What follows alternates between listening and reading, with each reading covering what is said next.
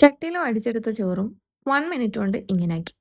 So പ്ലേറ്റിലെടുത്ത ചോറും 1 minute കൊണ്ട് ഇതുപോലെ ആക്കി. എങ്ങനെയാണെന്നല്ലേ?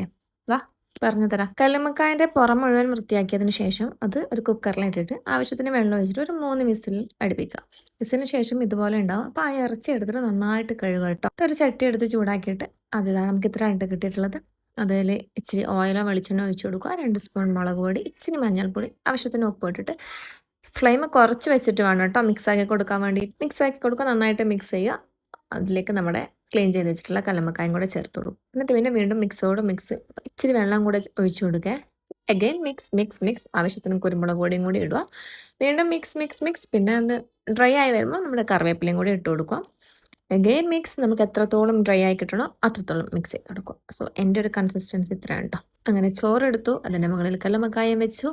സോ ഈസി ആയിട്ട് ആഡംബരങ്ങളായിട്ടൊന്നും ഇല്ലാതെ സിമ്പിളായിട്ട് ഉണ്ടാക്കിയെടുത്തൊരു റോസ്റ്റാണ് കേട്ടോ. പക്ഷേ നമുക്ക് അത്രയും ചോറ് ഇതുകൊണ്ട് കഴിക്കാൻ പറ്റും. ഇപ്പോഴും എൻ്റെ വായിൽ വെള്ളം വരുന്നുണ്ട് ഇത് പറയുമ്പോൾ. സോ ആരും കൊതി വിടരുത് ഗായ്സ്. അപ്പോൾ എല്ലാവരും കൂടെ ഒന്ന് ട്രൈ ചെയ്ത് നോക്കണേ.